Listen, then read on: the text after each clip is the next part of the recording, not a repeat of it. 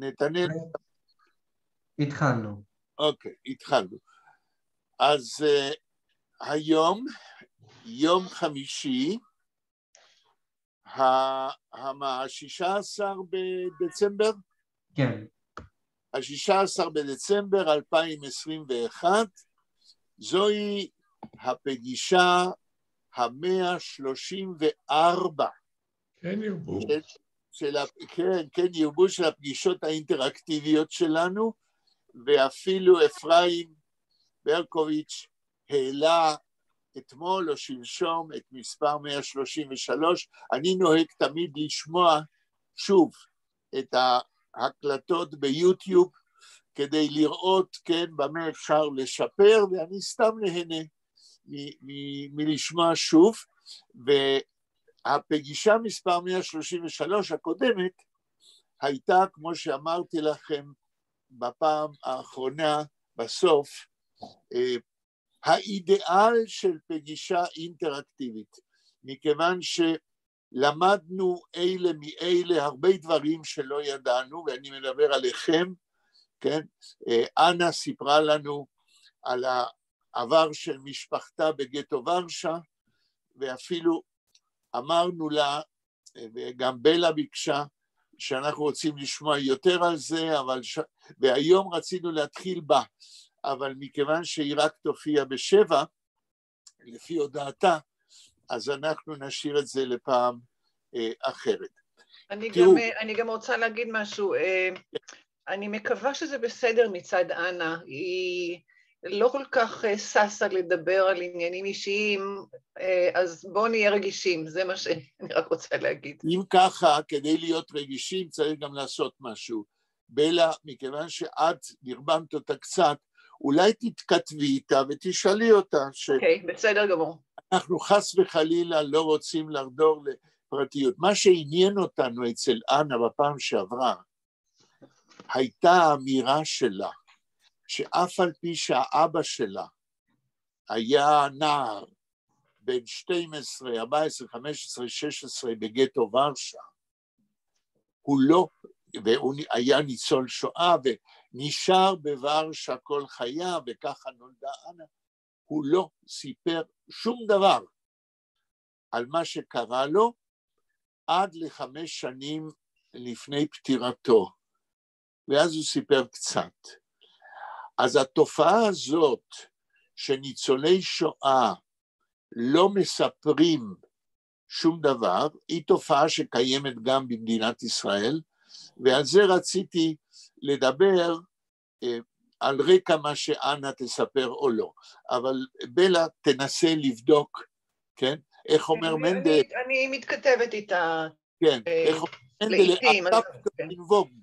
כן? לגעת בעגלה, לראות אם כדאי לבקש או שנרפה ולא נבקש. אבל על סמך העניין הזה, שמאז תום מלחמת העולם השנייה, הקהל במדינת ישראל מתחלק לשני סוגים, אלה שלא מספרים אפילו עד היום, ואלה שכן, וכנראה שהרוב לא, ומה שקצטניק עשה, זה היה בעקבות קומנטר שהיה לנו בפעם שעברה, אני אמרתי שטוב שהוא כתב את סלמנדרה מיד אחרי השחרור, ונכנסנו לזה בפעם שעברה.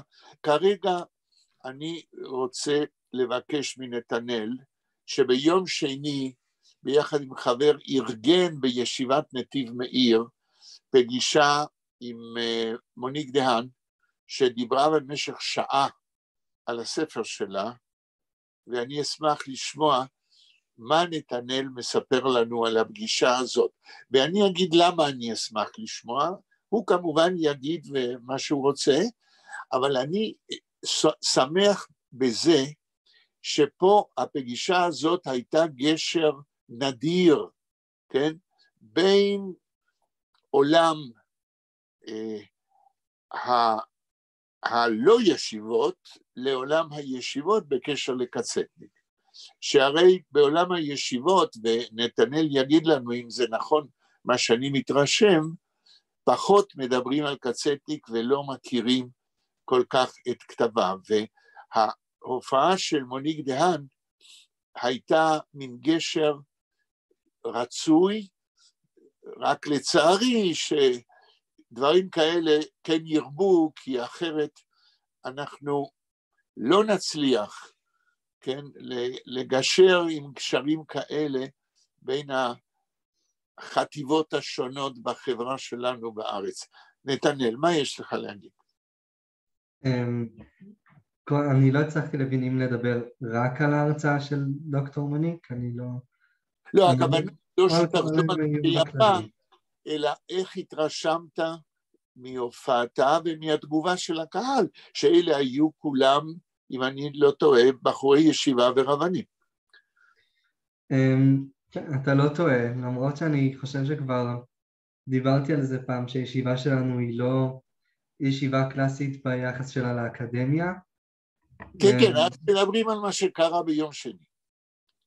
אוקיי, אז מה שקרה ביום שני זה שמוניק באה והעבירה הרצאה על הספר שלה, שאני מאוד נהניתי, אם כי הייתי שמח שהייתה יותר מדברת על המיתוס ופחות על הביוגרפיה, אבל זה היה בסדר, ואנשים מאוד מאוד נהנו, ואני בטוח שהיא חידשה להם הרבה ביחס לקצטניק, שכמו שאמרת, היחס, מה שהציבור יודע על קצטניק בציבור שלנו, אבל למרות שנראה לי שגם בציבור הכללי המצב לא באמת שונה כל כך. נכון. מזערי ביותר אם בכלל, אז אני כן חושב שזה היה מאוד מאוד חשוב. אגב, גם הישיבה בעקבות ההרצאה קנתה את הספר שלה לספרייה שלנו. כן. אז זה היה נחמד מאוד. כן. אני נהניתי, אנשים נהנו והיחס היה טוב. מה שאני רוצה לשאול אותך, נתנאל, אני הבנתי ממוניק שסיפרה לי על הפגישה הזאת, ממנה שמעתי שהיא מאוד התרשמה משני דברים, מההקשבה היוצאת מגדר הרגיל, וזה כל מרצה יכול לחוש, ואני בהחלט בטוח שהיא הבינה שההקשבה הייתה מעבר לרגיל. והדבר השני, שנשאלו שאלות, ואתם יודעים, כאשר יש הרצאה של מישהו, בדרך כלל, לצערי, כן, הקהל מיוזמתו לא שואל מספיק, ולי היו כמה פגישות טראומטיות, כאשר הופעתי במועדון ליידיש בירושלים, שקיים כבר איזה יותר מ-30 שנה, כאשר אני לא אגיד שמות, המנהל הקודם שניהל את המועדון הזה במשך 28 שנים, אז אני אמרתי לו בהתחלה, אני רוצה קשר אינטראקטיבי חצי שעה שאנשים ישאלו. אז כשגמרתי להרצות, מי שניהל אמר, יש שאלות? לא, תודה, שלום. כן? זה הנוהג, כן? לא מבינים כמה חשוב שאנשים בקהל ישאלו שאלות. איך היה נתנאל אצלכם ביום שני? אני חושב ששאלו 2-3 אנשים, אני לא בטוח. כן. היו גם רבנים, מורים שלהם ששאלו, אם אני לא טועה. כן, אני חושב שראש הישיבה שאל משהו, אני לא זוכר מה, אבל כן. אני זוכר שהוא שאל משהו.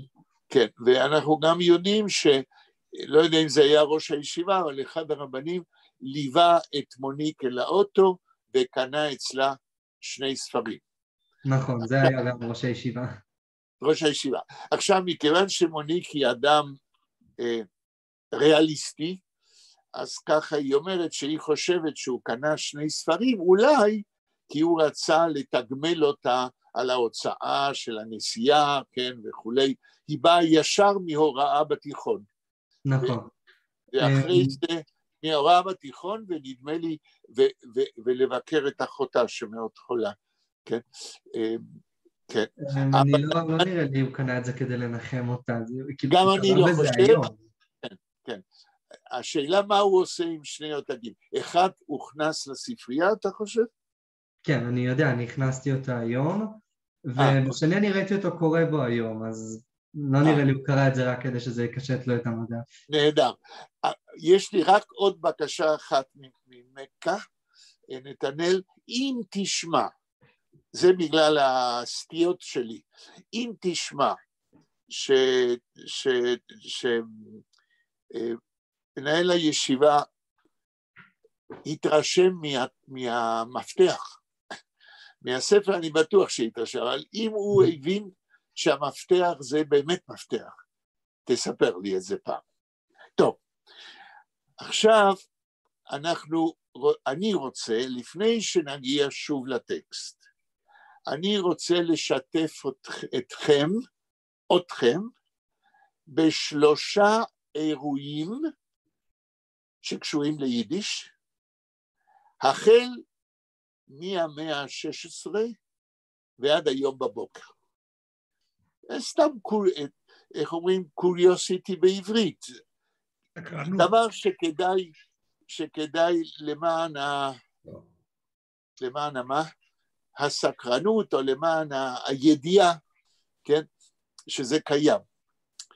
אני לא אגיד שמות כי הדבר עדיין לא הופיע בדפוס, אבל הולך ונעשה מפעל אדיר לפרסם בתרגום לעברית את רומן האבירים שנכתב ביידיש על ידי אליהו בחור, גדול הסופרים ביידיש באיטליה במאה ה-16, הרומן שנקרא בובבוך.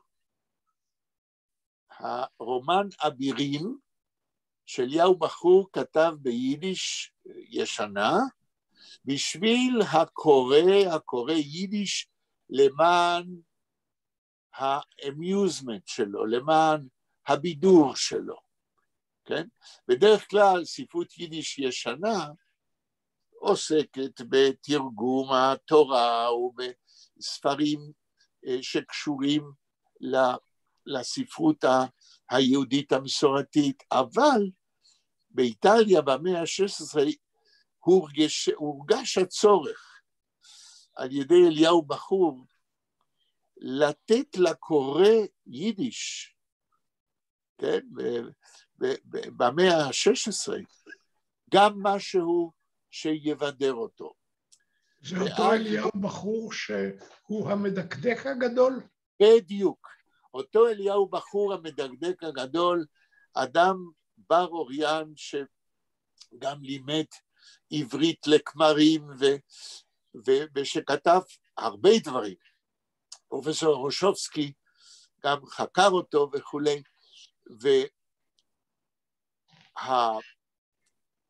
והתרגום לעברית, יש שם איזה 660 בתים, דבר מאוד גדול, ובלשון יידיש העם טעה. אתם מכירים ביידיש את הביטוי אבו במייסה? ודאי, סיפור ניסה. זה סיפור שלא היה ולא נברא.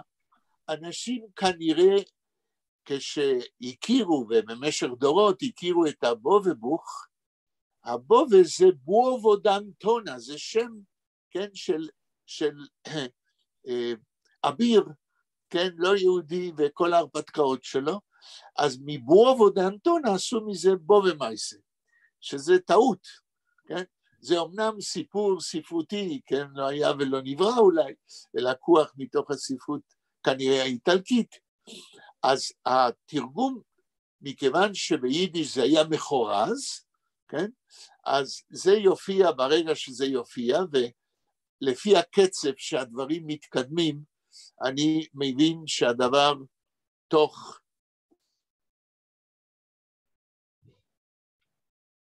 זמין, או בספר או באינטרנט, כן, ונוכל לראות כיצד במאה ה-16 הקורא ביידיש יכול היה גם לבדר את עצמו על ידי בובה מייסס, אני אומר באירוניה, על ידי סיפורים, כן, על אבירים וכולי.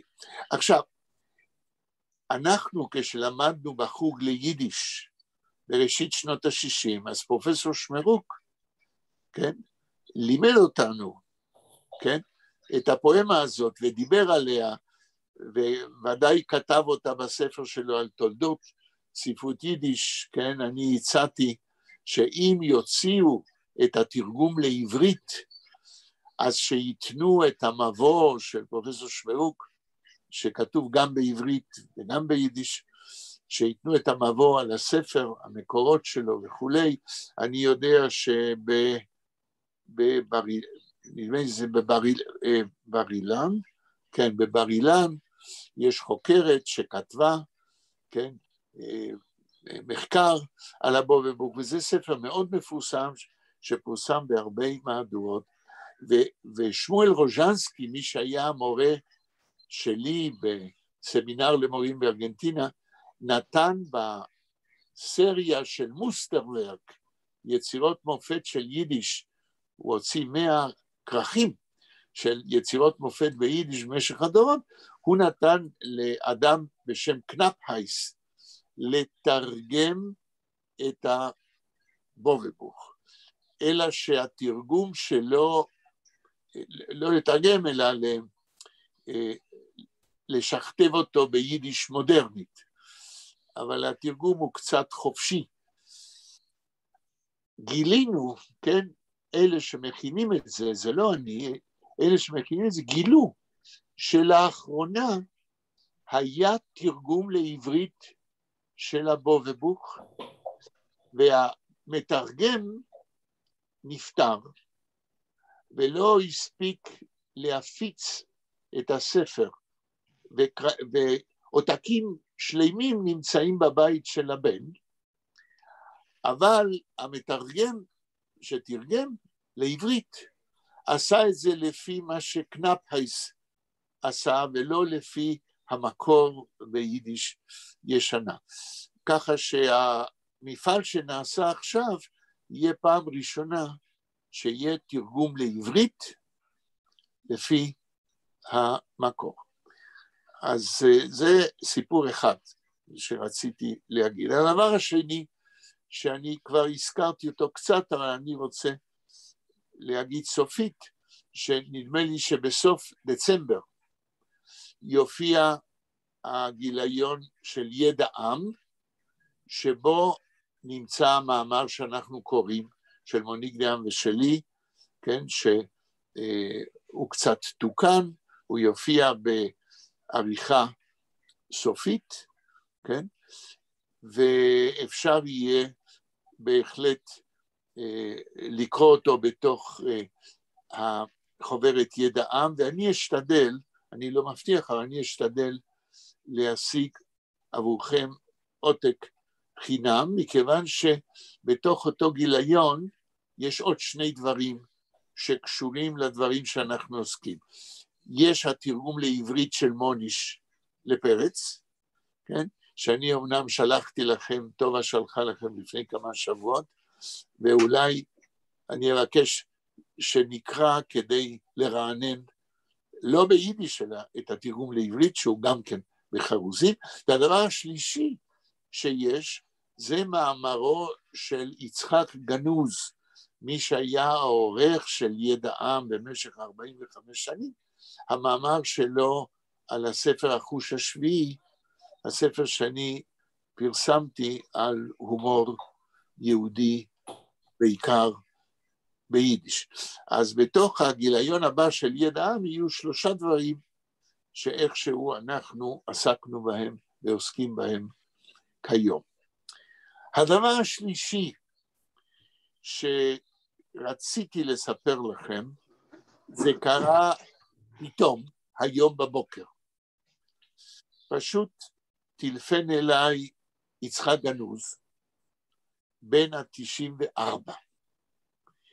אנחנו מיודדים כבר עשרות בשנים, ואני תמיד כשאני מדבר איתו, לפחות פעם בחודש אם לא יותר, אני מדבר עם אדם שאני חושב שאף אחד מכם אין לו הזכות, אולי אני טועה, ואני אשאל אתכם, לדבר עם אדם שנולד ב-1926 בליטא, ועיירה יהודית, איפה שהיו כ-1,500 יהודים, וברחוב איפה שיצחק גנוז גר, רק יהודים גרו, ודיברו ביידיש, והזיכרונות שלו על אותה עיירה בליטא ועל הרחוב שלו, כל פעם שאנחנו מדברים, הוא מוסיף עוד ועוד דברים שהוא זוכר, והוא סיפר לי כבר מזמן שיש לו תיק שלם בארכיון שלו,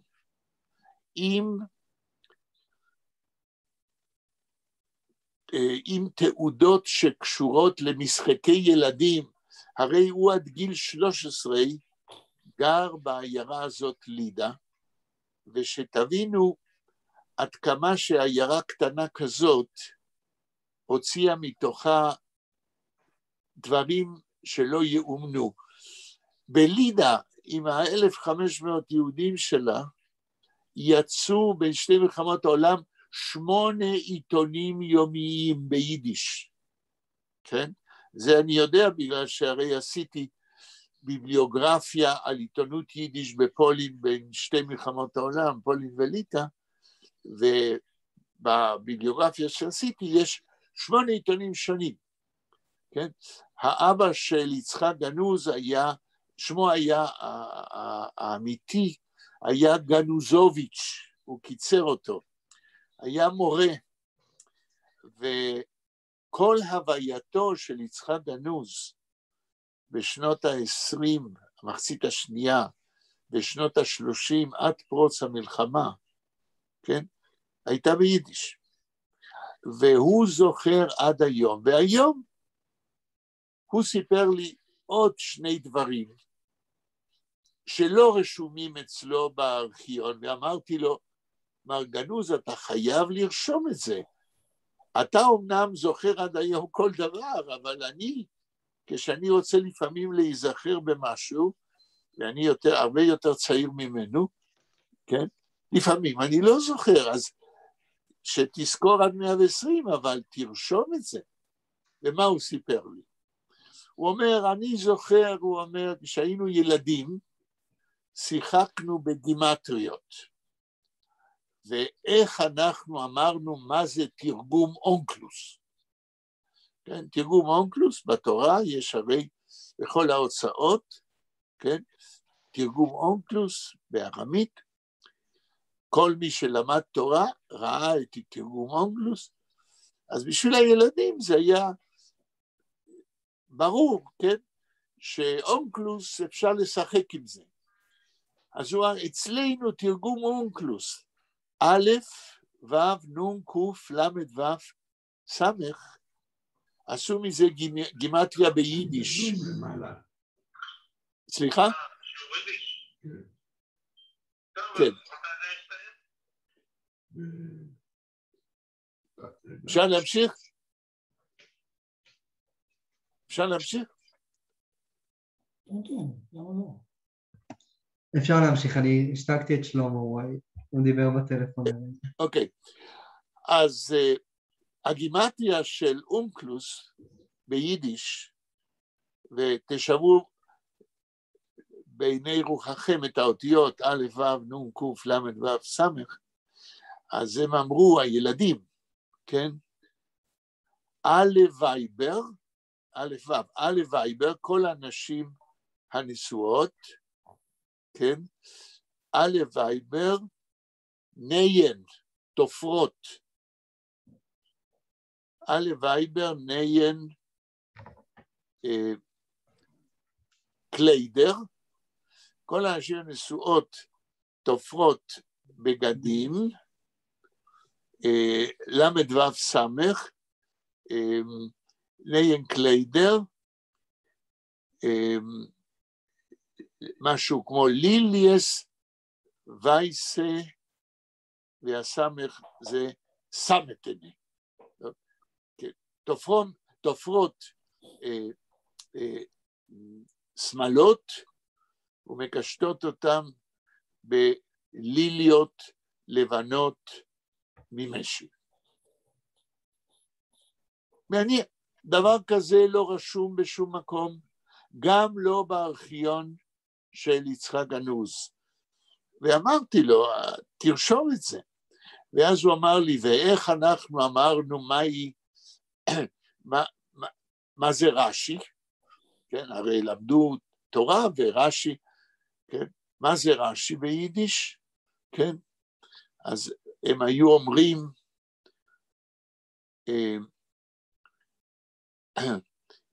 רש"י, רש"י, זה שם של בחורה או אישה,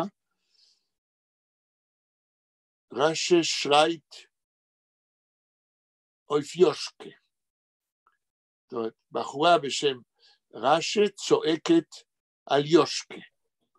זה ישר, והפוך, יושקה שרייט רטבת. וזה שהיא צועקת, לא שרייט, סליחה, רש"י שמייסט יושקת, כן? רש"י מצליפה ביושקה, ואז הפוך רש"י יוד, כן? שין ריש, יושקה שרייט רטבת. יושקה צועק כשהוא מקבל מכות, תצילו. כן? פולקלור, הרי גנוז הוא מומחה לפולקלור, כן? והרבה מהמאמרים שהוא פרסם במשך השנים בידע עם, כן? שמאז ראשית שנות ה-70 הוא העורך שלו, הרבה מהמאמרים שהוא פרסם הם מאמרים בענייני פולקלור, בענייני לשון, גם ביידיש, גם בשפות אחרות. זהו, אז זה מה שרציתי סתם להזכיר, ויאיר אמר שאנחנו בעמוד 15 של המאמר. אתה סימנת בזמנו, אנחנו יכולים לדעת איפה להתחיל, באיזה פרגרף? אני חושב שצריכים להתחיל בפרק שנקרא אין ספק כי המבנה הפוליפוני של הספר. כן. איפה זה נמצא? עמוד 15. באמצע. בפסקה. הנה, אני רואה. כן. טוב. אוקיי, אני אשתף מסך. כן, תשתף מסך ובאותו זמן תתחיל לקרוא. אין דעה, אני מתחיל. כן, לאט. כמובן. אין ספק כי המבנה הפוליפוני, מה זה פוליפוני? מבנה פוליפוני. רב קולות. מישהו מכם לומד מוזיקה יכול להסביר, ואם לא אני אסביר. כן. כמה קולות ביחד, כמו במקהלה שיש בה כמה קולות. אוקיי. פוליפוני ביידיש. Good evening, good day everyone. You're welcome. מי דיבר? טוב, מי שזה לא היה הוא השתיק, אז אפשר להמשיך. אוקיי, אז רגע, לגבי העניין פוליפוני, מישהו רוצה להוסיף לפני שאני אגיד מה שאני... בדרך כלל מוזיקה פוליפונית נקראת מוזיקה לא בצורה הרמונית. תסביר. הרמוניה זה נקרא, יש לזה דו רמי פא סול לה סי דו, ואנחנו אומרים למשל מי וסול זה הרמוניה, אני יכול להדגים את זה. זאת אומרת שני צלילים שמצלצלים בו בזמן. יאיר מדגים לנו.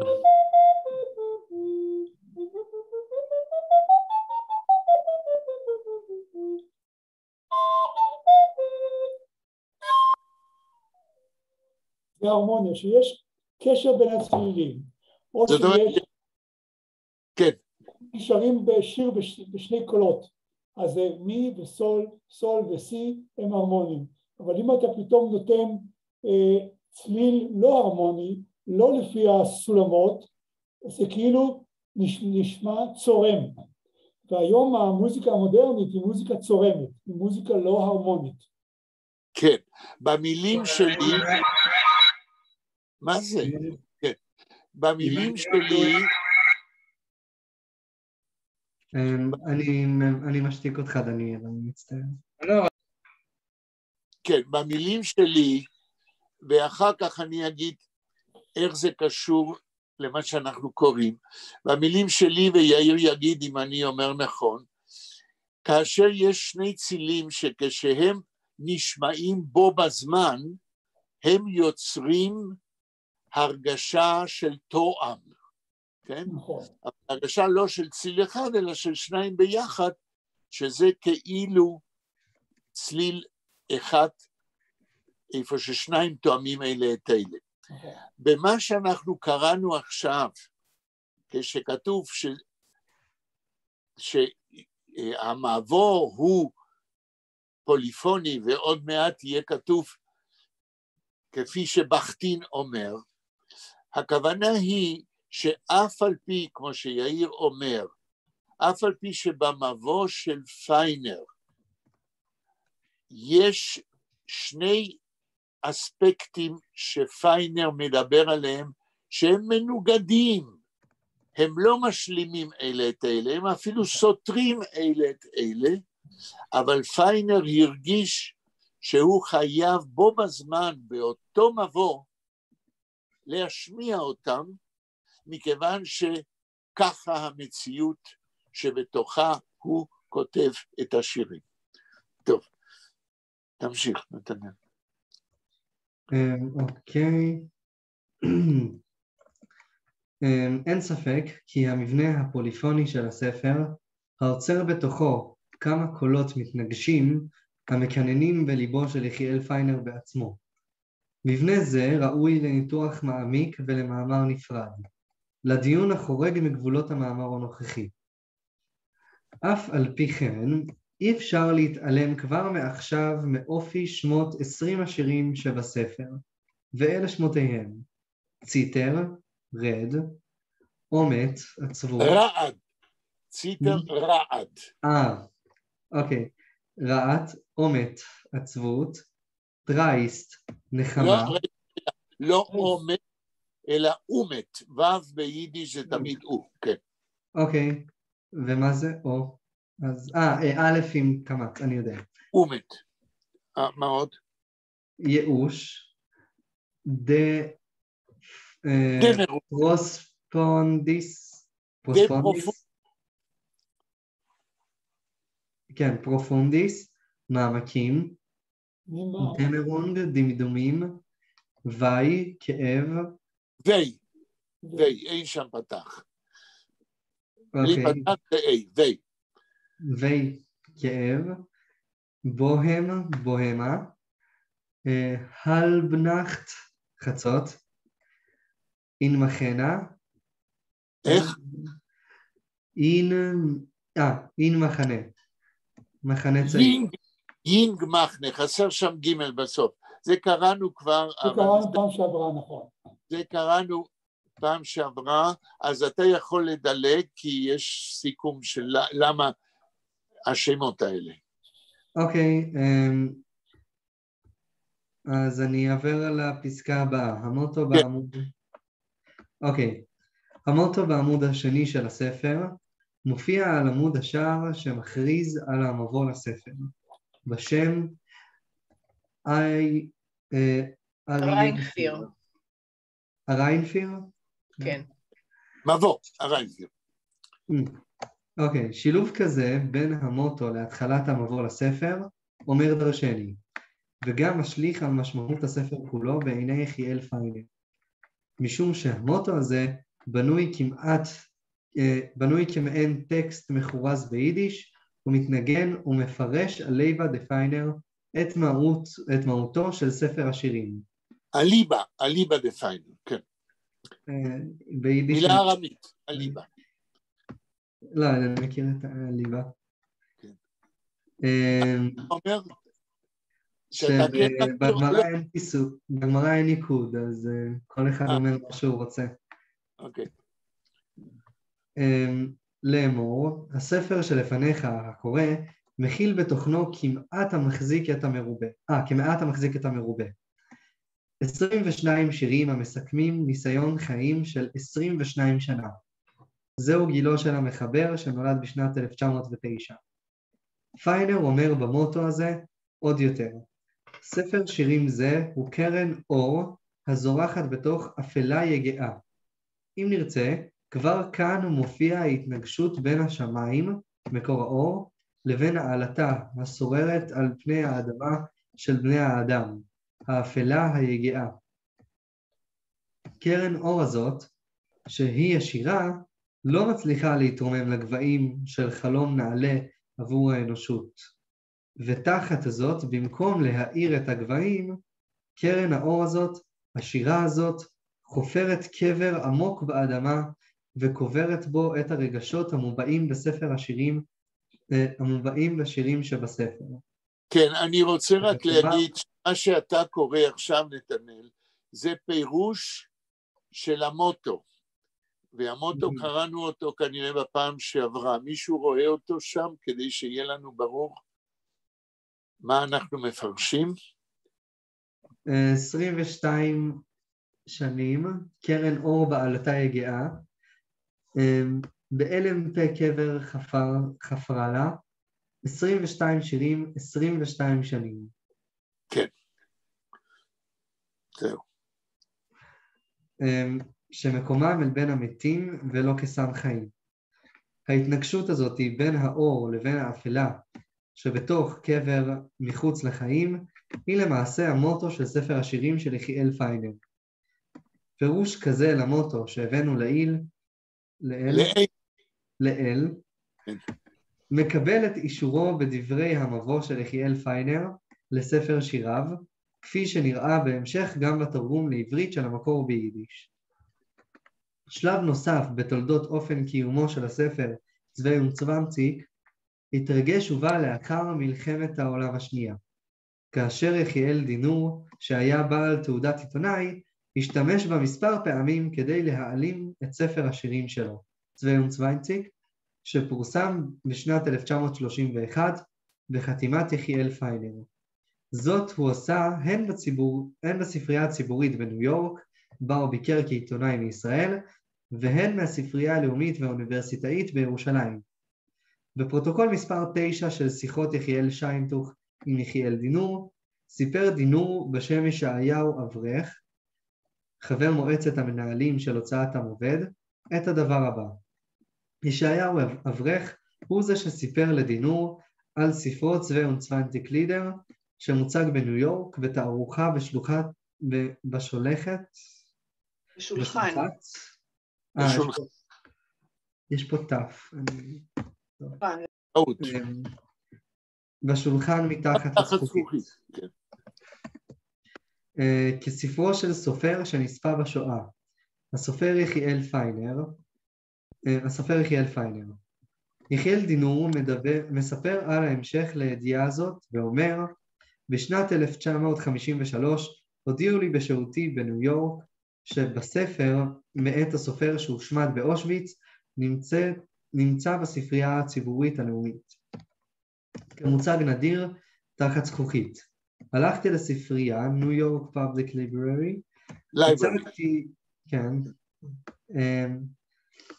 הצגתי תעודת פן. זוהי תעודת עיתונאי. כסופר מישראל, הכותב סיפור חייו של סופר זה שהושמד. קיבלתי את הספר לידי, יצאתי מהספרייה, שרפתי את הספר. 30 שנה בערך בשנת 1963, מישהו בתל אביב מסר לי שבספרייה הלאומית בירושלים נמצא הספר.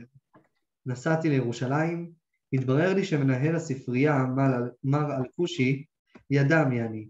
לא הייתי זקוק לתרמית כדי לקבל את הספר לידי. יצאתי מהספרייה ושרפתי את הספר. שורפים את המועדון, כן. לפני מספר חודשים, בשלהי 1933, שמעתי משני סטודנטים... 93. כן. כתוב 33? 90, אני אמרתי 90. כן, אוקיי. שמעתי משני סטודנטים המתחקים אחר קורות חייו של קצטניק, שהספר צבי וצוונציק נמצא בספרייה הלאומית בירושלים. על מה שקרה בירושלים העידו עובדי הספרייה הלאומית וסיפרו, יחיאל דינור הופיע בליווי קצין צה"ל וביקש לראות עותק של הספר צבי וצוונציק מאת יחיאל פיינר. יחיאל דינור היה אז בשלהי 1993 סופר מוכר כקצטניק. כ-30 שנה ויותר לאחר הופעתו במשפט אייכמן. אנשי הספרייה הלאומית מיד נעתרו לבקשתו ומסרו לידיו את העותק בספרייה של ספר השירים 22. העותק היחיד שנותר במחסני הספרייה הלאומית. ידיעה פנימית שנמסרה ליחיאל שיינטוך על ידי טובה שיינטוך אשתו, שעבדה אז בספרייה הלאומית בירושלים. הייתה זאת הפעם השלישית שיחיאל דינור העלים עותק מספרו של יחיאל פיינר 22 לידר. על פי עדותו שלו, 2 עותקים הוא שרף, ואילו העותק השלישי, בשנת 1993, הוא השחית וגזר לגזרים, כפי שהוא מעיד במכתבו למנהל המחסן של הספרייה הלאומית, שלמה גולדברג. ראה לעיל במכתבו של יחיאל דינור לשלמה גולדברג, שפרסמנו בראשית המאמר הזה, לעיל עמוד 3. כן, זה כבר קראנו בזמנו. זה כבר קראנו, ואתה גם אמרת שהיה לך צילום, ואתה למעשה הצלת את ה-22. כן, לימדתי את הספר הזה, את השירים, כמה שנים לפני כל מה שקרה, והיה לי צילום שצילמתי מהספרייה. אז נתתי לספרייה את הצילום הזה, ואז היום יש שוב עותק שם. כן. נתנאל, אני נותן לך לקרוא אקסטנסיבי, כי מכיוון שלא הייתה פעם שעברה, ואת הקטעים האלה קראנו, אז לידיעתך. אז אם לא אכפת לך, תמשיך עוד קצת. אני אמשיך, ודאי שלא אכפת לי. כן. אנו סבורים כי יש קשר בין ההשמדה הכפייתית של ספר השירים 22 בידי יחיאל דינור, לבין המוטו המכורז, אנה באה להצטרף עכשיו. שלום אנה. רגע.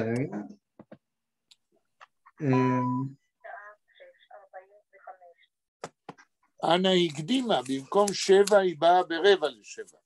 כן. היא אמרה לפני 7 היא תגיע. שלום אנה. שלום לכולנו, סליחה. I was right, sorry, I will drink my coffee, excuse me, but... אוקיי. Sorry. כן, תמשיך.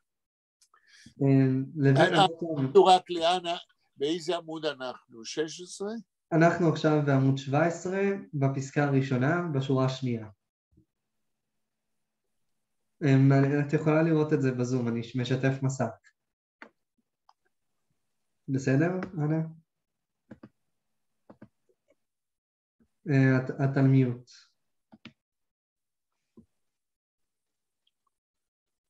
אוקיי, אני אמשיך. כן. אנו מבינים את מה שכתוב במוטו בצורה שירית מחוזרת, כאמירה שנאמרת... מחורזת, כן. כן, כאמירה שנאמרת מטעם יחיאל פיינר המשורר. זאת אמירה שבה השירה היא קרן אור במציאות אחורה, אבל בו בזמן המשורר מכריז כי את שירתו זאת הוא קובר בתוך קבר שנחפר באמצעות שיריו ב22. על פי המוטו שבו פותח פיינר את ספר שיריו, אנו תוהים מהי מהותו של המשורר בספר הזה. לפי המוטו, משורר היוצר שירים ובו בזמן, במקום להוציא אותם לאוויר העולם כאנרגיות המעניקות טעם לחיים, הוא קובר אותם עמוק באדמה בתוך קבר. משורר כזה מגדיר את עצמו במשתמע כקברן. זהו משורר שברגע שהוליד את שיריו, הוא דן אותם לכלייה. תשובה די חד משמעית לתרתי דסתרי זה, נותן המחבר בעצמו באחרית דבר בשם דיכטר שוטן. צל משורר. צל של משורר, כן. שבו הוא חותם את ספר שיריו 22. באחרית דבר זה, מתברר שמחבר ספר השירים, המשורר, מגדיר עצמו כמשורר בהסתייגות. את עצמו הוא מכנה לא משורר, אלא צל משורר. משתמע, משורר המצליח בקושי לתת ביטוי שירי לפנימיותו, בכוח הצל של עצמו ולא בכוח עצמיותו. על כך הוא מעיד בסוף אחרית הדבר שלו לאמור, דו סקריפט, אזוי דר דיכטר מיט זין שטולנם, צוי בר שפיץ, אויף וייסינקה, פרפירנה וואו, אני ממש לא טוב בזה. פפירנה, בינתיים אתה בסדר, פפירנה. פפירנה ולטלך. ולטלך. האין אמת אריין דינשמות ארטילאות, אונאיזאי מתלבש עם גופים. אני אקריא את התרגום כי אני לא הבנתי. כן. הס, זהו המשורר שחורק באמצעות ציפורן הפלאים מפלדה, על גב עולמות זעירים לבנוונים של נייר, לשם הוא מכניס את הנשמות הארטילאות ומלביש אותן בגופים. בציטוט דלעיל, מוזכרים 3 אלמנטים המשתתפים במלאכת היצירה. השירה. חכה נתנאל. מה שקראת עד עכשיו, אני לא בטוח אם הבנתם את הכוונה של מה שנקרא עכשיו. אנחנו ניסינו לקשר בין המוטו לבין העובדה שהוא שרף והשמיד כל עותק שבא תחת ידיו. וניסינו להגיד שהמוטו אומר את הכל, שמצד אחד השירים, כן, באים מתוך האור, מתוך למעלה, מתוך השראה, אבל מצד שני, השירים עצמם הם עמוק בתוך קבר שהכתיבה גורמת ב-1931. זאת יש פה אותו תרתי דסתרי, אותה סתירה, שמצד אחד הוא כותב שירים, מצד שני הוא קובר אותם. ורצינו להגיד שזה מסביר את הדבר התמוה שהוא רצה להשמיט את כל העותקים שהוא מוצא תחת ידו. אני לא יודע אם הצלחנו להבהיר לקורא את הדבר, אבל זו הייתה כוונתנו. כן. בלה, את רוצה להמשיך? אוקיי. בציטוט דלעיל מוזכרים 3 אלמנטים המשתתפים במלאכת היצירה, היצירה השירה. המשורר שבידו עט ציפורן, הנייר שעליו הוא עמל ונשמות ארטאות. מה שבולט בציטוט דלעיל היא מלאכת הכתיבה היוצרת עולמות בזעיר אנפין על גבי נייר לבנבן, כתיבת שירים. עולמות אלה מאוכלסים בנשמות ארטילאות. הנשמות הארטילאות, אליבא דפיינר, והשימוש שהוא עושה במונח הזה, הן נשמות חסרות גוף, הטועות בעולם ללא כיוון ברור.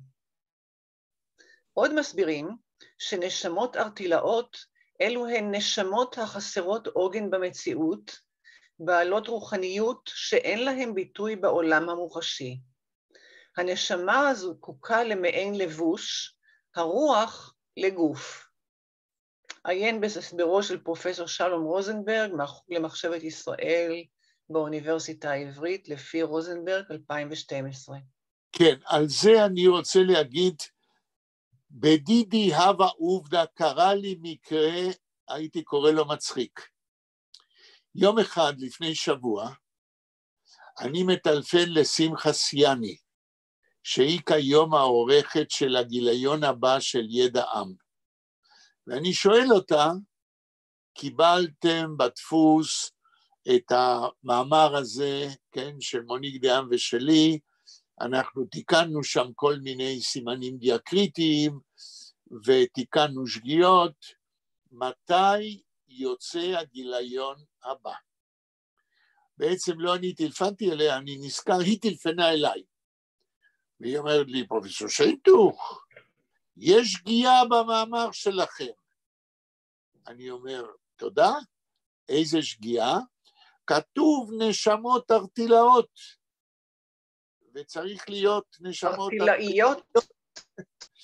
אמרתי לה, כתוב מה שכתוב במקורות ומה שכתוב אצל פיינר. מה לעשות? והשפה העברית, כן, היא עשירה מספיק כדי שבעברית ישנה יותר, כן, זה יהיה כך. אבל זה סימן ששמחה סיאני קוראת את כל המאמר מההתחלה עד הסוף. כי אם היא דווקא התעכבה על דבר כזה, אז זה סימן שהמאמר יצא כמו שצריך. טוב, בלה, הלאה. אוקיי. פיינר מנסח כאן באחרית הדבר לספר שיריו, מעין ארס פואטיקה הטוענת כי מלאכת המשורר היא להעלות על הנייר מהויות רוחניות שלא מן העולם הזה הממשי, ולברוא עולמות בזעיר אנפין בעזרת שירים. אבל עלייה וקוץ בה, עצם מלאכת הכינוס של הנשמות הארטילאות, שמקורן ודאי לא ביבן המצולה של החיים הארציים, אלא במרומי חיי הרוח של נפש האדם, המוכן לקלוט כיסופים אל האינסוף, מלאכת הכינוס הזאת, אליבא דה פיינר, עולה בידו של המשורר כהתנהלות משובשת, סוגריים, משורר שחורק בעת כתיבת השירים שלו, וביידיש סקריפט, משמע חורק כחרוק הדלת על ציריה הלא משומנים, תוך השמעת קול צורמני, נקודה. כללו של דבר, שיריו של יחיאל פיינר בספרו אינם נשמות ארטילאות שהמשורר רוצה להלביש בגופים, אלא חריקות צורמות של עת הציפורן שלו, אשר במקרה דנן טבול בדם ולא בדיו. הנשמות הארטילאות אליבא דה פיינר נודדות ללא כיוון בקרב הגויים בגלות, ולמעשה אינן זוכות לתיקון.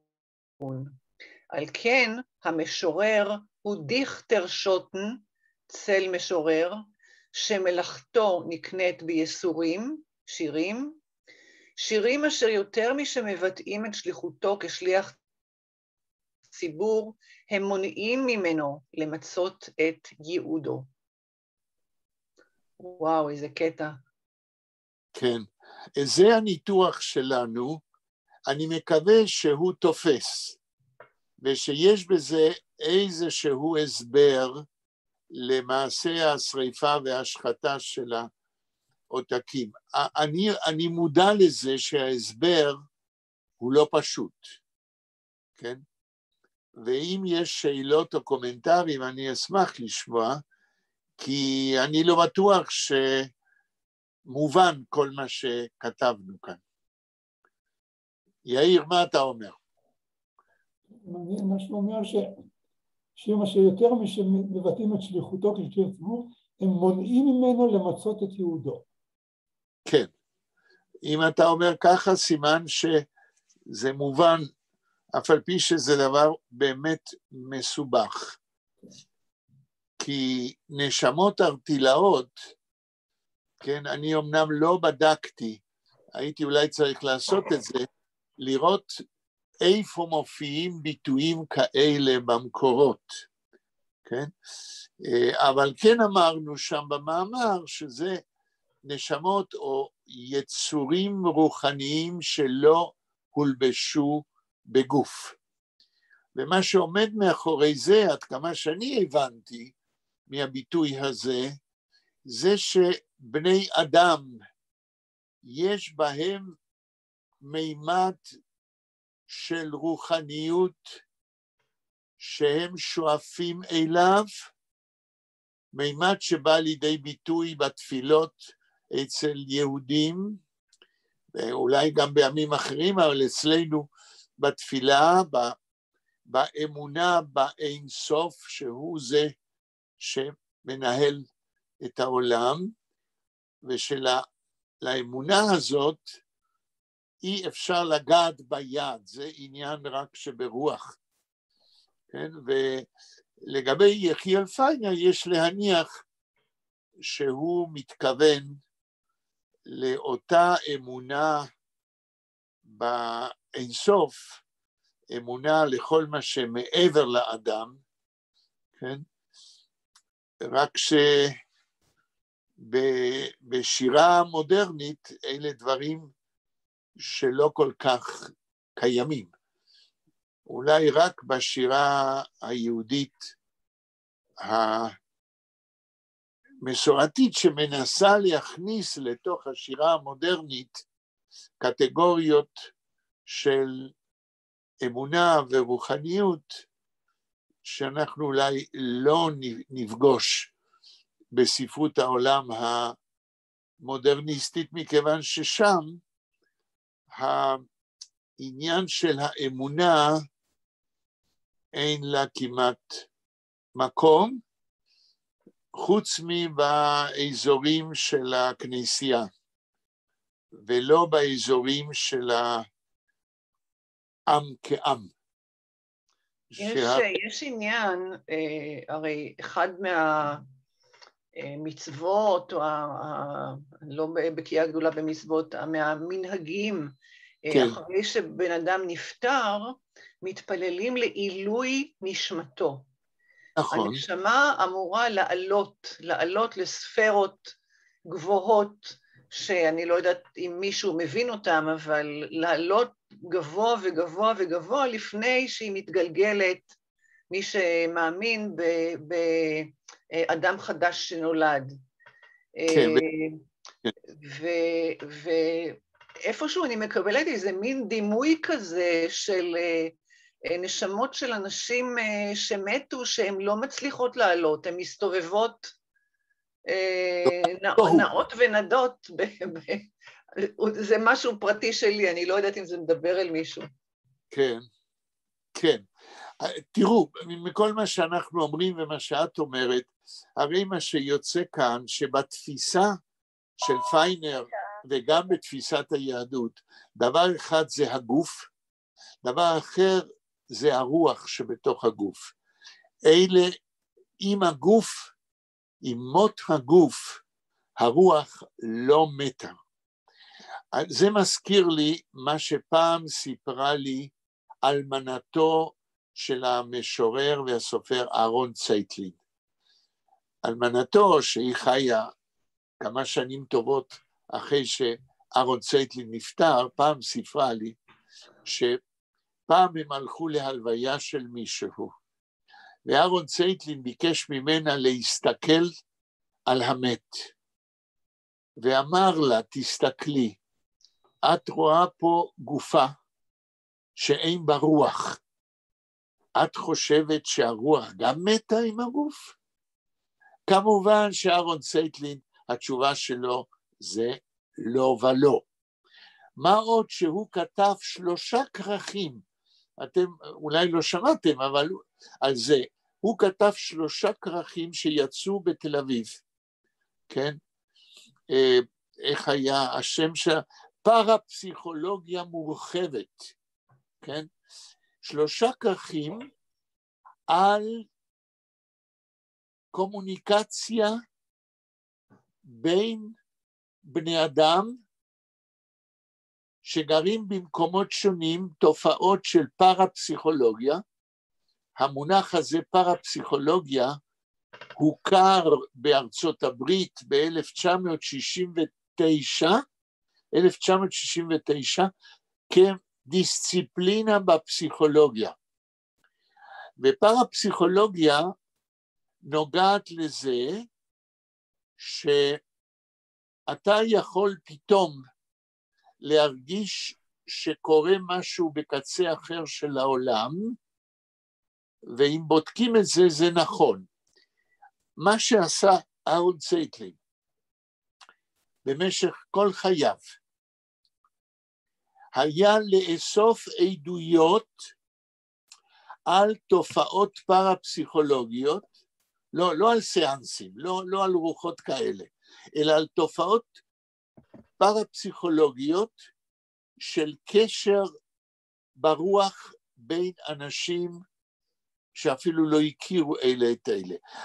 בשבי זינגר, שהיה חבר שלו, כתב באחד המבואות, אני חושב שבמבוא לאחד הכרכים של הפרפסיכולוגיה של צייטלין, הוא אמר, אתה יכול לעורר את אהרון צייטלין ב3 בבוקר, ולהגיד לו שיש לך סיפור פרפסיכולוגי, הוא מיד יקום, יישב וירשום מה שאתה מספר לו. עכשיו, מה היה בפועל בשלושת הכרכים האלה? אהרון צייטלין אסף במשך שנים סיפורים פרפסיכולוגיים, והוא התחיל מגדולי עולם, מדוסטויבסקי, מסופרים ידועים בעולם, מעגנון. הוא מספר באחד הכרכים של הפרפסיכולוגיה, שיום אחד, לפני הקמת המדינה, עגנון מטייל, כן, לאורך הירדן בקרקרה, והוא פתאום מרגיש שהוא מקבל ידיעה שאבא שלו נפטר. הוא חוזר לירושלים, וזה היה נכון. ודוגמאות כאלה בספרות העולמית, כן, של גדולי הסופרים. ואהרון צייטלין כותב במבוא שלו, אם יש תופעות כאלה שגדולי הסופרים מדווחים עליהם, ואין כל סיבה שאנחנו נפקפק שאכן זה קרה להם, זה אומר שיכולתי גם לאסוף עדויות כאלה, והוא עשה את זה, של דרגות יותר נמוכות, לא רק של סופרים גדולים בעולם ובספרות העברית, ואותם שלושה כרכים הם אוסף של מקרים פרפסיכולוגיים כאלה, כן, של קשר, נקרא לו על-חוטי רוחני, כן,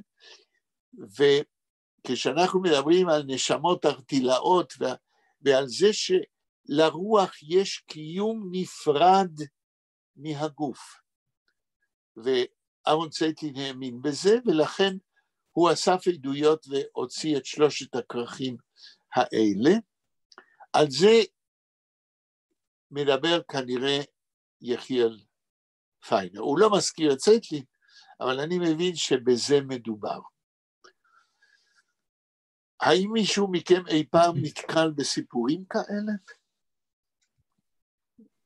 אני בטוחה שזה קרה וקורה לכל אחד מאיתנו. לי זה בטוח קרה וקורה. השאלה היא כמה אנחנו פתוחים לקבל שיש כאן משהו שהוא לא מקרה. כן. תמיד אפשר להגיד זה מקרה.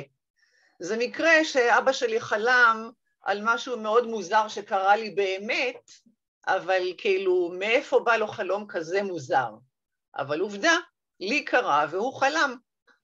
זה מאוד, כן, מאוד מעניין. למשל, דוגמה, אבל באמת משהו מוזר לחלוטין, הזוי.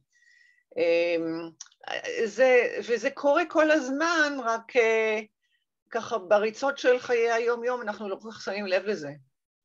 כן. אני מציין שקורים מיליונים פעמים שאנשים חושבים על דבר והוא לא קיים והוא לא יוצא, ויש להם הרגשה שקרה משהו ולא קרה. אז פעם בחוק ההסתברות הוא שפעם במיליון פעם קורה שזה באמת קורה. אבל הרוב המוחלט של הפעמים זה אנשים מרגישים וזה לא נכון. הנה היה בדיוק בטלוויזיה תוכנית לפני שבוע, היה סיפור שלם על קצין שלפני איזה 30 שנה, תמיד הוא היה עוזב ב4 בצהריים את המשרד, יום אחד הוא עזב ב2, והוא נסע ובדיוק הייתה תאונה ובדיוק 2 חיילות נשרפו, וכל העוברים ושבים לא רצו להציל אותם, כי האוטו עמד להתפוצץ, והוא קפץ לתוך המכונית, הוציא את שתיהם בחיים, 2 שניות אחרי זה התפוצץ מיכל הדלק והמכונית עלתה באש. אז הוא אומר, אף פעם לא עזבתי את המשרד 2 שעתיים קודם, בדיוק היום עזבתי את המשרד. טוב, שיכול היה להיות ש1,000 אנשים עוזבים את המשרד 2 שעתיים קודם, ולא קורה כלום. יש גם יד המקריות. יש ספר נהדר של פול אוסטר, מוזיקת המקרה. מאוד ממליצה. שפינוזה אמר שאין עולם הבא, והגוף והנפש אין דבר כזה, וזה הכל בובמייסס, והאדם נרכב, מת ונרכב וכו' וכו', זו אחת הסיבות שהחרימו אותו. יש אצל עגנון נדמה לי שזה בלבב ימים, שם אדם הולך לשוק החודשי, ואשתו נשארת בבית, ופתאום היא פולטת צעקה, הורגים אותו, היא נשארה בבית, ואכן באותה שעה הרגו אותו, את בעלה שהיה בשוק. כן, זאת אומרת, זה מופיע בעגנון, אני חושב שזה בלבב ימים, אבל אני לא בטוח. אוקיי, מכיוון שלעגנון, כמו שאמרנו קודם, קרה דבר כזה, וצייטלין מספר את זה מפי עגנון, אז עגנון כנראה היה רגיש לדברים כאלה. אני רק אסיים את הנקודה הזאת, גם לי קרה משהו שאני עד היום לא מאמין שזה קרה לי. לפני שעליתי ארצה, הלכתי ברחוב, ואני רואה אדם, כן? ואז הייתי בן 19, ואני רואה אדם ואני ניגש אליו ואומר לו, היה לי ככה דחף להגיד לו, שמע, אתה בלוך, אתה למדת איתי בכיתה א' בבית הספר הכללי.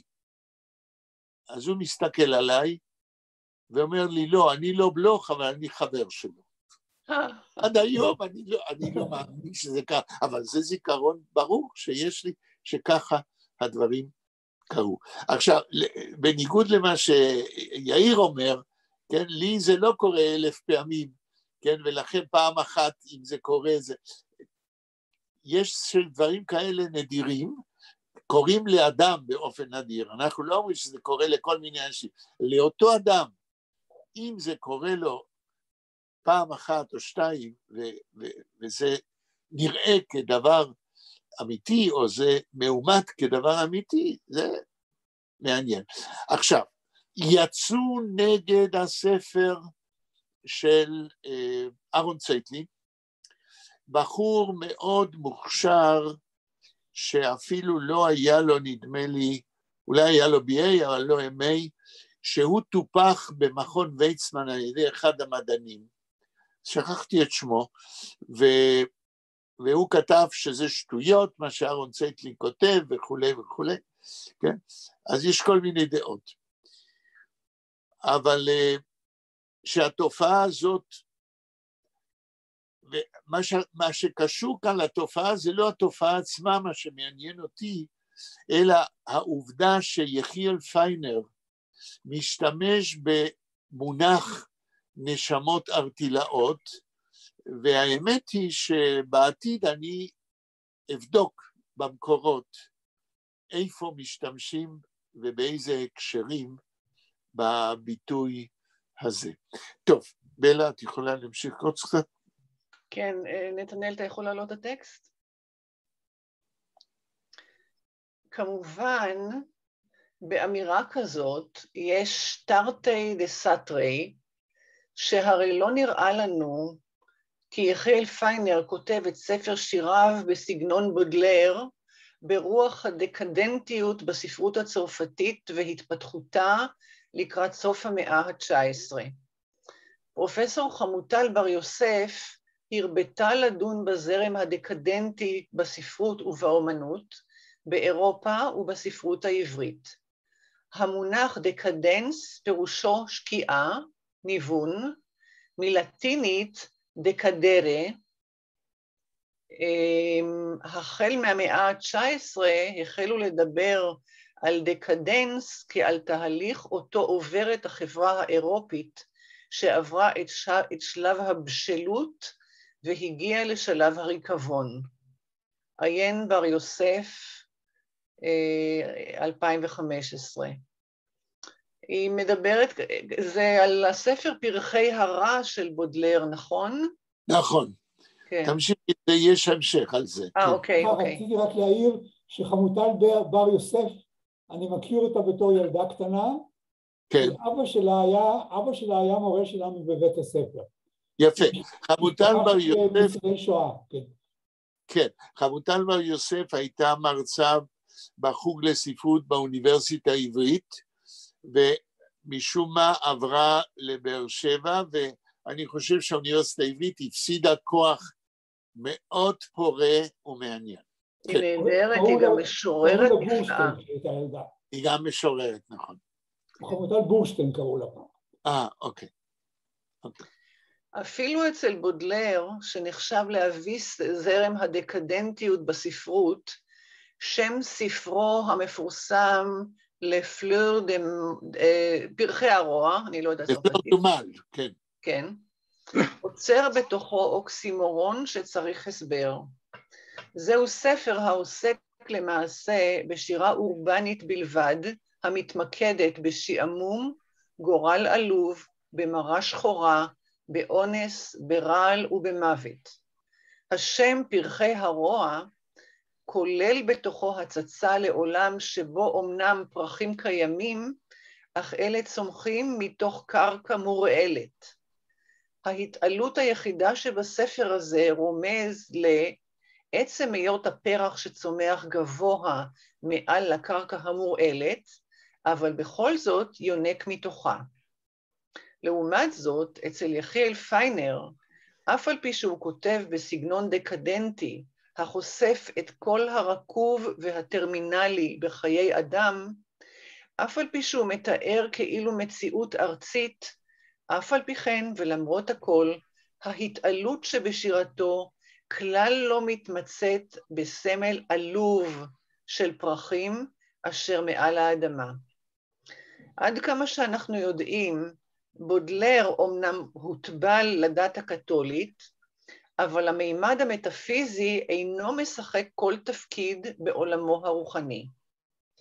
אצל יחיאל פיינר, יהדותו וחינוכו מאצילים על שירתו, התעלות בעוצם ביטוי שבעזרתם הוא כמשורר מצליח להתגבר על החיזיון הדקדנטי שבו אפופים חייו כיהודי בגלות. כן. נמשיך? עוד קצת, כן. מכאן, הדברים הנחרצים במוטו שלו, על דף השער שכתב לספר שיריו צווי ונצוונציק, הפרחים של בודלר, בסוגריים, שיא ההתגברות של משורר זה על עליבות העיר הגדולה, עוברים אצל פיינר טרנספורמציה ומטמורפוזה רדיקלית. אצל פיינר קיימות שתי רשויות נפרדות לחלוטין, קרן האור של השירה מצד אחד, והחיזיון האפוקליפטי של מוות והתרסקות החברה האנושית מצד אחר. אצל בודלר, פרחי הרוע יונקים מקרקע הרוע, ואילו אצל יחיאל פיינר, קרן האור של השירה אומנם מאירה את הקיים, את העתיד המנוסח במונחים של השירה הדקדנטית, אבל קרן האור של השירה המאירה את המציאות המתרגשת גם קוברת אותה. אצל בודלר הרוע מצמיח פרחי שירה, ואילו אצל יחיאל פיינר השירה שהיא קרן אור מטמינה באדמה בקבר חשוך את שירתו ועושה זאת באלם פה. וואו, זה ממש קשה, קשוח, איך שאומרים אצלנו. כן, אבל כשאת אומרת קשוח, את מתכוונת קשה להבנה או קשה... לא, לא קשה להבנה, קשה להכיל את הרגש המורבידי הזה של לקבור קרני אור. כן, אז זה מה שהוא אומר. כן, זה מה שהוא אומר, ואני אומרת שקשה לי להכיל את זה. כן. אבל הוא אומר בכל זאת שיש משהו יותר חיובי אצל פיינר מבודלר, מה שאני מבין. עוד פעם? זה שאלה של השקפת חיים, דניאל, אני חושבת. אופטימיות לעומת פסימיות. רגע, אני רוצה להבין את דניאל. מה אמרת, דניאל, עוד פעם? לפי מה שאני מבין, בכל זאת פיינר רואה את מזווית יותר חיובי, ככה מבודלר. ככה אני מבין. כן, אבל לא במקרה, נכון, אבל לא במקרה הזכרתי את הקתוליות של בודלר שאין בה שום מימד מטאפיזי. ואצל פיינר הכל מטאפיזי. נכון, בצד השני אני לא בטוח שבולר היה כל כך שייך לנצרות, היה כזה יותר, לי ממש מנותק מזה, אני לא יודע, אבל... כן, כן, הזכרתי את הקתוליות כדי להגיד שאין בה שום דבר מטאפיזי, זאת אומרת, ההבדל בין שניהם כמשוררים הוא הבדל מעניין לדעתי ביותר, כן? אחד כותב מתוך הריקבון, והשני מנסה לגבור את הריקבון. זה... לכן אני אומר יותר חיובי, אבל זה יחסית, אבל בכל זאת יש משהו כזה. מה זאת אומרת יחסית? רוצה להבין. למה אתה אומר יחסית? בלה לא כל כך מסכימה איתי, אז יכול להיות, אפשר לראות את זה ככה או ככה, אני לא יודע, אבל... לכן אני אומר יחסית, אבל יחסית זה אומר שבתור הרע יש משהו פחות, הוא יותר טוב, אני לא יודע, ככה אפשר להגיד, יותר אופטימיסט. כן.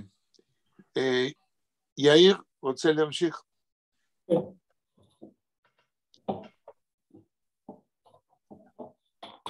את רוצה לסמן לי רגע את ה... לסיכום דברי ההקדמה. לסיכום דברי ההקדמה שלנו למבוא ביידיש של יחיאל פיינר לספר שיריו בליווי תרגום לעברית.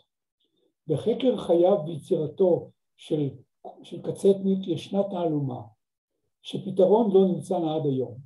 אחרי מלחמת העולם השנייה חיבר יחיאל דינור מעין קוריקולום ויטה, ובו קבע כי יחיאל פיינר מת באושוויץ, ואילו קצטניק נולד אז ב-1943. עיין לפי דנה שטייניץ 2020, בערך קצטניק, סוגריים, ביוגרפיה, קוריקולום ויטה, של המפתח. אחרי המלחמה נהג יחיאל דינור על פי קביעה זאת, מאז ולתמיד, כאילו הביוגרפיה וחייו של יחיאל פיינר נמחקו לעד באושוויץ. אנחנו לא פסיכולוגים ואין לנו כישורים כאחרים. כדי לתרץ תופעה זאת שרבות הן ההשלכות שלה על חייו ויצירתו של יחיאל דינור, א', מאז תום המלחמה התנזר יחיאל דינור, התנזר באורח קיצוני מהופעה בפומבי. ב', יחיאל דינור קטע כל קשר עם קרובי משפחתו בארץ ובחוץ לארץ. ג', יחיאל דינור שהיה בעל תעודת עיתונאי, השתדל באופן פעיל לגלות ולהשמיד כל עותק של הספר צבאי ומצוונציק לידר, בספריות בארץ ובחוץ לארץ. זאת הוא עשה בהתמדה ובעקביות, החל משנות ה-50 ועד שנות ה-90 של המאה שעברה. על כל אלה יש לנו עדויות לרוב, ועל אחדות מהן הצבענו במאמר הזה. במיוחד נותרה החידה מדוע השתדל יחיאל דינור במרץ כזה ובהתמדה להעלים מעיני הקורא בעולמנו את קיומו של ספר השירים צבאי ומצוונציק לידר, שפורסם בשנת 1931. לאור כל מה שכתבנו בהקדמה למאמר הזה, אנו מרשים לעצמנו להציע פתרון, אף על פי שדינור עצמו מעולם לא נימק את מעשיו. התשובה לאניגמה הזאת נמצאת לדעתנו במוטו שמופיע בעמוד השני של ספר השירים צבאי ומצוונציק, כפי שהבאנו אותו לעיל. 22 שירים, 22 שנים, קרן אור באפלה יגעה, בעלם פה קבר חפרה לו. בעלם פה, סליחה, חפרה לו. פה קבר חפרה לו, כן. 22 שירים, 22 שנים. המוטו הזה מופיע על עמוד שער פנימי, ובו מילה אחת בלבד, הריינפר. עמוד שער זה מודיע על מבוא שיחיאל פיינר כותב לספר שיריו.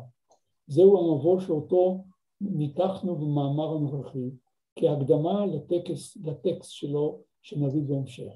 מטבעו של שער זה, שהוא מודיע על המהות ועל המשמעות הכוללת של הספר כולו, פיינר בחר לצרף לשער זה גם את המוטו הנ"ל. לאור הפירוש של משמעות המוטו בפתח ספר השירים 22, נעשה כמעט מובן מאליו מדוע יחיאל דינור רצה להשמיע את הספר 22, עטיפת ספר השירים של יחיאל פיינר, המבוא של יחיאל פיינר לספר שיריו 22 לידר, מקור ביידיש, ומתחת לכל עמוד של המקור ביידיש תרגום לעברית. כן. עכשיו מגיע הטקסט עצמו? כן. זהו, אז ניתן לנתנאל בסיבוב שני רק את העברית. כן? לא ניכנס עכשיו, יידיש קראנו בזמנו, נקרא את העברית, את התרגום. אין בעיה. כל משורר הוא שליח ציבור. כן, כן. כל משורר הוא שליח ציבור על ההר הקדוש של השירה. המשורר הינו הדמות הגרוטסקית הנצחית של סביבתו.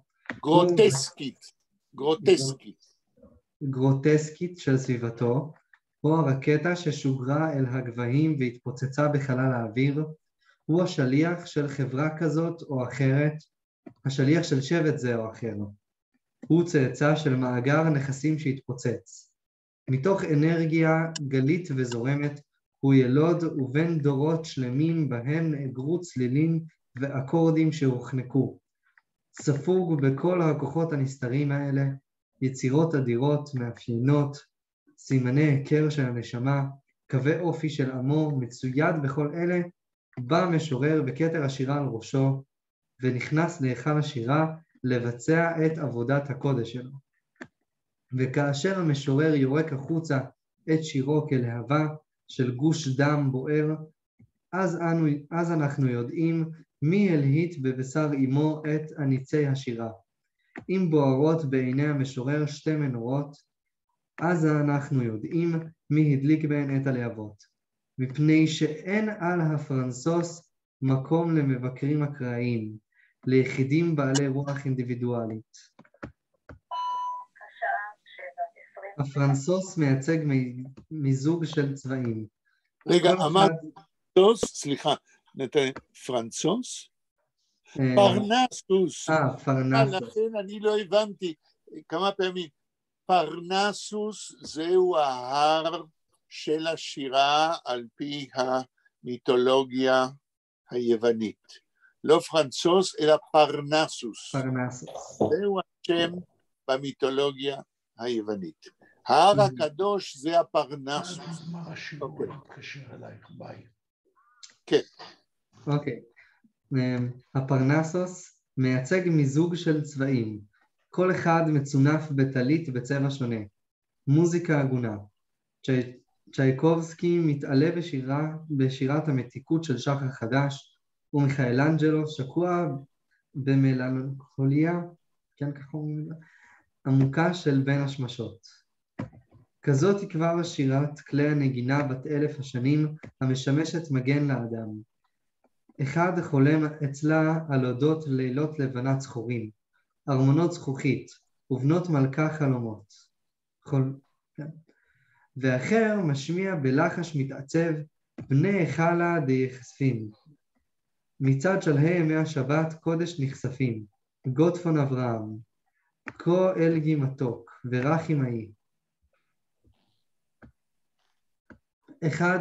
אחדים יושבים פרומי רוח, מוכי צרעת כאיוב, בין גופות הרוגים על גבי שדות ספוגי דם בראש דור הפלגה, נושאים מתוך הרמת גוויות איברים מרוסקים, נתחי בשר תלושים שנקראו בפיצוץ אימים של דינמיט במסתרים. הם מגדפים עם קצף מנפל על שפתי תליין, מדממים על מוות בשורת ספרי השליחים עבור דור חסר הרוחניות של אירופה, ומנבאים את המתים בשירים עירומים דרך שערים של ממתת שערי טומאה וחצי עיגול. דימוי עיגול מסתורי, הם מכים על טופים קטנים של אורגיות ליליות ומלווים ריקוד מוות שחור.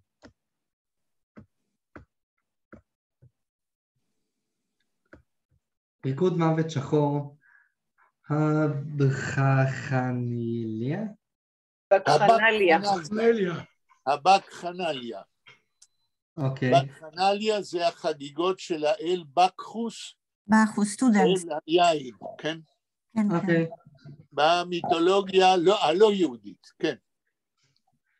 ריקוד מוות שחור, הבקחנליה הנצחית של נשמות ארטילאיות, נרגשות עד כלות על רקע סהר לילי, חולה שחפת.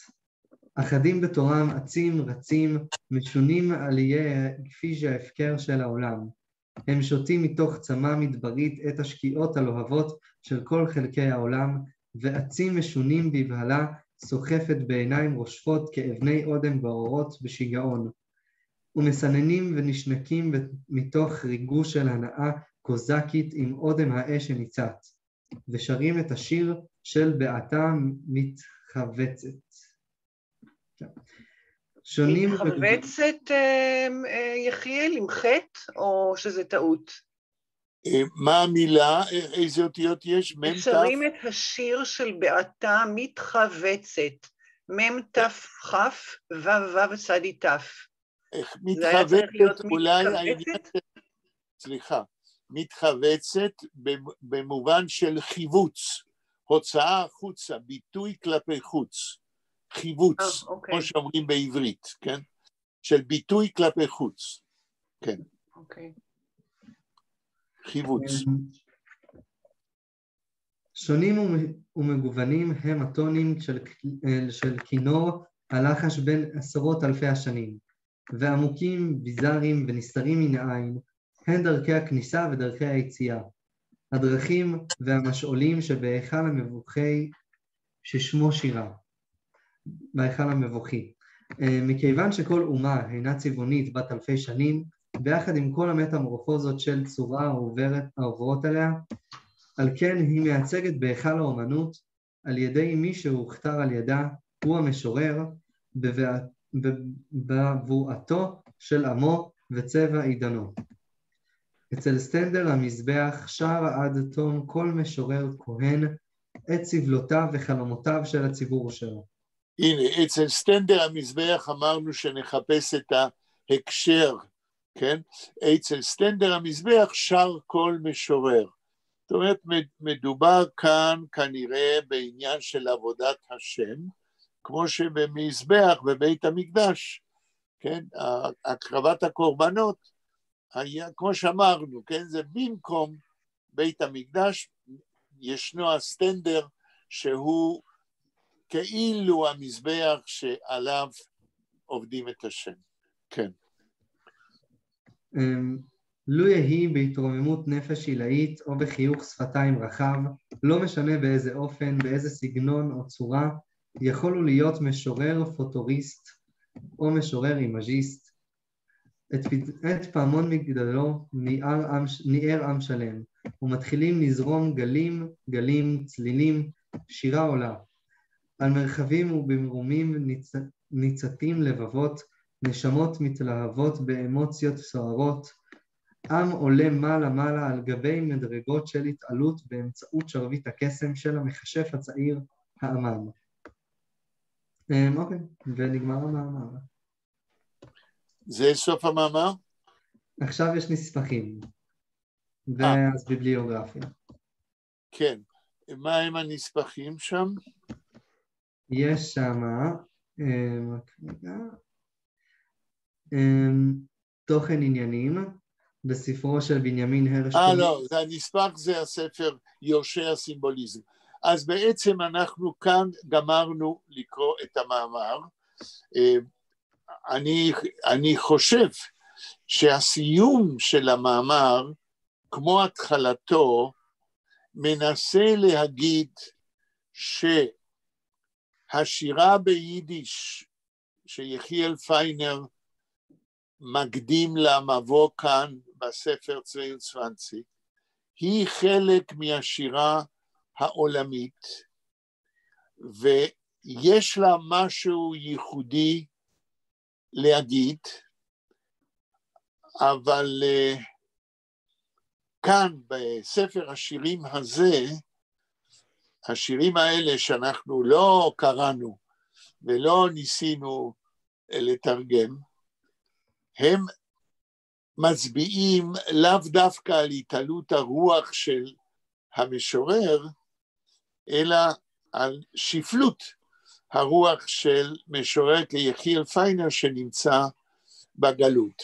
אין לנו זמן, וכמובן אי אפשר להקדיש את כל זמננו רק לשירים עצמם, אבל ניסינו להגיד עליהם שהם לא משקפים את ההתעלות הנפשית של המשורר ושליחותו, הם כן משקפים את שפלות מעמדו כבן אדם, כיהודי בגלות. זה המקסימום, מבלי שניכנס לנתח כל השירים, שאפשר להגיד על זה.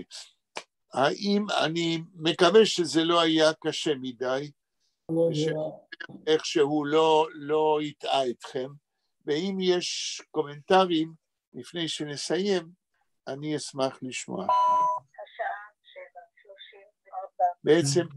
בעצם זה כבר עברנו את הזמן, אז אני הייתי אומר, אנחנו נסיים כאן, אבל אם מישהו ירצה בפעם הבאה להגיב על כל המבוא הזה, אני אשמח.